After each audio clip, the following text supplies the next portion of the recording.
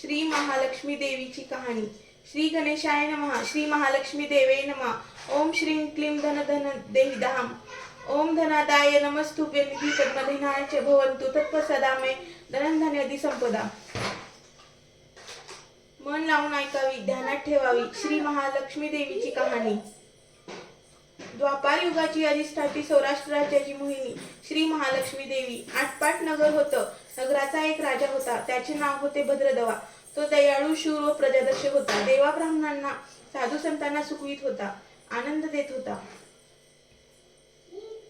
राजाच्या राणीचं नाव होतं सूरजचंद्रिका होतं। नाव चांगलं पण स्वभावात अहंकार। मागील जन्मी ती एका वैश्याची पत्नी होती। तिच्या नवऱ्याशी भांडण होईल, भांडणानं वैतागली, रागानं घराबाहेर पडली। चालत होती अनवाणी रानातून तिथं तिला दिसल्या सुवासिनी। त्या करीत होत्या लक्ष्मीचं व्रत।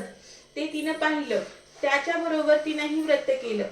दुःख विसरली, दारिद्र्य गेले, परिस्थिती सुधारली, देवीची भक्ती फळाला आली। कालांतराने ती मरण पावली। पुढे तिचा पुनर्जन्म झाला, स्त्रीचा जन्म पुन्हा मिळाला, पण भाग्य उजळलं। भद्रदेवा राजाशी तिचा विवाह झाला। ऐश्वर्यात लोळू लागली, गर्वानं ती फुगली, गरिबांना विसरली, तोऱ्या ताटानं फुगली, दास दासीवर रागावली। एकदा काय झालं, देवींच्याही मनात आलं, राणीला आपण भेटावं, मागच्या जन्मीची आठवण द्यावी, ओळखते की नाही हे बघावं। राणी राजवाड्यात गेली, सुखाने राहत होती। राजाही कौतुक करी, तिचे लाड पूर्वी। त्या दोघांना पुढे 7 पुत्र आणि 1 कन्या झाली। कन्येचं नाव होतं शांबाला। एके दिवशी काय झालं, देवीनं म्हातारीचं रूप घेतलं। फाटकं वस्त्र नेसली, माथी मळवट फासला, हाती काठी घेतली, काठी टेकीत राणीला भेटायला आली। तिनं आरोळी दिली, अरे आहे का घरात कुणी घास देईल का? दासी बाहेर आली, म्हातारी दारात दिसली। तिनं विचारलं, कोण ग तू, आलीस कुठनं, काय काम काढलं आहे, तुझं नाव काय, गाव कोणतं, तुला हवंय काय? मधून खोकून हळू आवाजात म्हातारी सांगू लागली, माझं नाव कमला, द्वारकेहून आले ग, राणीला भेटायचंय, कुठे आहे ग राणी? दासी म्हणाली, राणी साहेब महालात आहेत, संख्यांशी गप्पा मारत आहेत, त्यांनी सांगितलं तर माझ्यावर रागवतील, तुला त्या कशा भेटणार, काय तुझा हा अवतार, तुला पाहून माझ्यावर ओरडतील, उनदुन बोलतील, त्यांच्या सख्याही तुला हसतील, तू जरा आडोशाला बैस, मैत्रिणी गेल्या म्हणजे मी सांगते त्यांना। म्हातारी रागवली, मनोमन संतापली, तुझी राणी पैशाला भाळली, माणुसकी विसरली, दरिद्री मेली, आज झाली राणी पण देवीला विसरली, माझ्यामुळेच ना, मीच तिला व्रत सांगितलं होतं देवीचं, तिनं ते केलं, आता राणी पदावर बसली, देवीला आठवणही राहिली नाही, गर्व झालाय संपत्तीचा, पैशाची धुंदी आली, गोरगरिबांची पर्वा नाही, थोरा मोठ्यांच्या मुली, त्याला मैत्रिणी, म्हातारी गरीब भिकारी, तिला कोण विचारते, पण याचं फळ तिला भोगावंच लागेल, तेव्हाच तिचे डोळे उघडतील, जाते मी। दासी घाबरली, तिनं म्हातारीला पाणी दिलं, हात जोडून म्हणाली, ते व्रत मला सांगाल, मी ते नेमानं करीन, उठणार नाही, मातणार नाही, घेतला वसा टाकणार नाही, दिलेला शब्द मोडणार नाही। त्या दासीला व्रताचा वसा सांगितला, म्हातारी उठली, काठी टेकीत निघाली। तोच माडीवरून राणीची कन्या शांबाला धावत आली। ती कळवळून म्हणाली, आजी रागावू नका, चुकली माझी आई, तिच्या वतीनं मी क्षमा मागते, कृपा करा, दिलेला शाप मागे घ्या, पाया पडते तुमच्या। म्हातारीला मुलीची दया आली। म्हातारीनं क्षणभर त्या मुलीकडे पाहिलं आणि तिला महालक्ष्मीचा वसा सांगितला। मुलीचा निरोप घेऊन म्हातारी निघणार, तोच राणी माडीवरून आली, दाराशी येते तर म्हातारी दिसली। राणी ओरडली, ए थेरडे, कशाला ग आलीस, जा इथून, उठ म्हणते ना, जातीस की नाही, दुसरी घर नाही का दिसले तुला? म्हातारीने संतापाने घराघरा डोळे फिरवले, कपाळावर आट्या पसरल्या, ती तडक घराबाहेर पडली। दासीनं लक्ष्मी व्रत केलं, तिची स्थिती सुधारली, दासी पण गेलं, संसार सुखाचा झाला। पुढे मार्गशीर्ष महिना आला। पहिल्याच गुरुवारी शांबालेनं लक्ष्मी व्रतात सुरुवात केली, सगळे नेमधर्म पाळले। 4 गुरुवारी तिनं लक्ष्मी व्रत केले, शेवटच्या गुरुवारी यथासांग उद्यापन झालं। सिद्धेश्वर राजाचा पुत्र मालाधार, त्यांच्याशी शांबालेचा विवाह झाला। राजवैभवातील शांबालेला राजवैभव मिळालं। हा होता लक्ष्मी व्रताचा प्रभाव। सुखासमाधानानं संसार चालू होता। भद्रदवा व सूरजचंद्रिका राणीचे मात्र भाग्य फिरले। शत्रूने राजावर चाल केली, भद्रदवाचं राज्य लुबाडलं, सूरजचंद्रिकेचं राणीपद गेलं। भद्रदवाला वाईट वाटलं, पूर्वीचे दिवस आठवले, रानावनात फिरून राजा राणी कष्टाने दिवस काढत होते. भद्रदेवाला कन्येला भेटावंसं वाटलं. तो एकटाच निघाला. चालून चालून दमला. नदी काठावर विश्रांतीसाठी थांबला. नदीकडे येताना राणीच्या दासीने भद्रदेवाला पाहिलं. घाईघाईनं ती राजवाड्यात गेली. राजाला सांगितलं,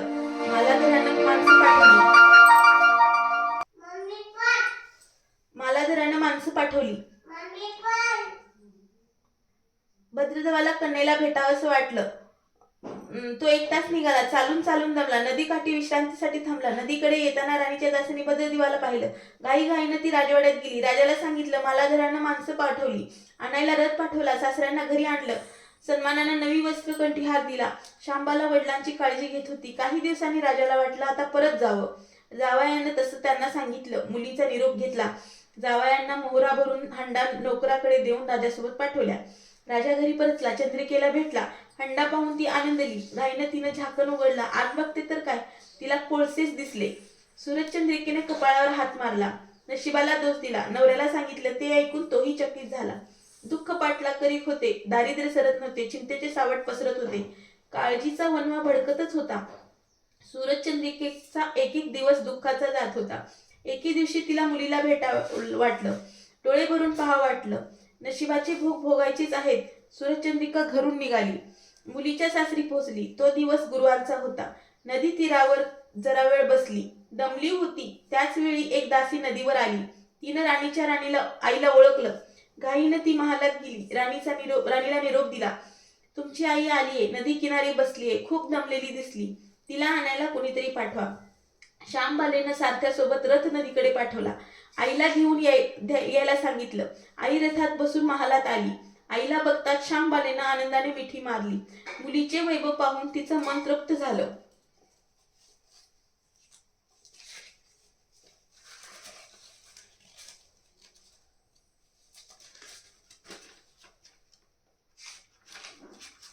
तोंडून शब्द फुटेना. आईनं स्नान केलं. मुलीनं तिला पैठणी दिली.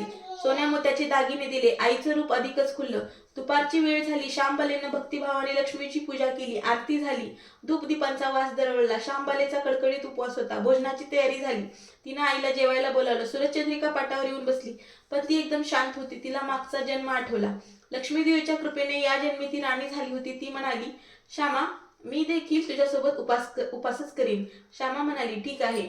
मार्गशीर्ष महिना होता. मुलीनं 4ही गुरुवारी व्रत केलं. ते आईनं पाहिलं. तीही उपवास करू लागली. देवीला भक्तिभावानं प्रार्थना करत होती.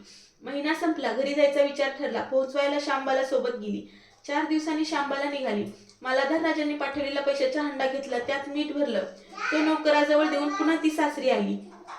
गप्पा मारता मारता वेळ कसा जात होता त्याचेच भान तिला नव्हते. मालाधाराने झाकण काढलं. त्यात त्याला काय दिसलं? मिठाचे खडे. अगं वेडे, मिठाचे खडे कशाला आणलेस? इथं मीठ मिळत नाही का? मीठ मिळतं ना, पण हे मीठ माझ्या वडिलांच्या राज्यातलं आहे. वडिलांचं राज्य सौराष्ट्रात होतं. त्या शेजारच्या समुद्राचं आहे हे मीठ. समुद्र तीरावर दूर दूर माझ्या वडिलांचं राज्य होतं. पण आज श्यामबाल्याच्या सांगण्यातली खोचच राजाने हेरली. तो विचारात गुंगला. श्यामबाला म्हणाली, हे मीठ जीवनाचं अमृत आहे. अन्नाला चव येते ती मिठानेच. मीठ नसलेला पदार्थ अळणी. ज्याचं मीठ खावं त्याच्याशी इमानी असावं. त्याचं रक्षण करावं. कामात कसूर झाली तरी प्रसंगी प्राणही द्यावे. मालाधार राजाने निश्चयाने उठला. त्यांना आपले सेवक सासऱ्याकडे पाठवले. त्यांना बोलावून घेतलं. भद्रदेवाला काय झालं कळलं नाही. ताबडतोब तो जावयाकडे आला. दोघांची गुप्त बैठक झाली. विचार पक्का ठरला. भद्रदेवानं अनुमती दिली. मालाधारानं मुख्य सेनापतीला तात्काळ भेटण्यास बोलावले. सेनापती आले. त्यांनी मालाधाराला वंदन केले. आज्ञा करावी महाराज, ते म्हणाले. भद्रदेवाचे राज्य जिंकलेल्या शत्रूवर ताबडतोब स्वारी करा. प्रत्येक सैनिकाच्या हातावर हंड्यातला मिठाचा एक एक खडा ठेवा. शपथ घेऊन प्रत्येकाला झुंजायला सांगा. राजाची आज्ञा झाली तशी सेनापतीनं व्यवस्था केली. दुसऱ्या दिवशी सोबत सेना घेऊन बेसावध शत्रूवर चाल केली. शत्रूच्या राज्यावर सारे सैनिक तुटून पडले. मालाधाराचे सैन्य बेभान लढत होते. शत्रू सैनिक जमिनीवर कोसळत होते. सूर्य पश्चिमेकडे जात होता. अंधार हळूहळू पसरत होता. शेवटी मालाधाराच्या सैन्यानं शत्रूचा फरशा पाडला. अपूर्व विजय मिळवला. भद्रदेवाचं राज्य पुन्हा मिळवलं.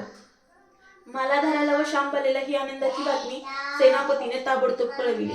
सैनिकांनी शत्रू राज्यातील खजिना लुटला. अफाट संपत्ती मिळाली. ती पोत्यात भरून मालाधाराकडे आणली. त्यात सोन्याच्या मोहरा, बरीच नाणी होती आणि शस्त्रांचा साठाही होता. मालाधरानं भद्रदवा सूरजचंद्रिका राणीस घेऊन यायला सांगितलं. ती आल्यावर घरात आनंदाचं उदान आलं होतं. तो होता गुरुवार.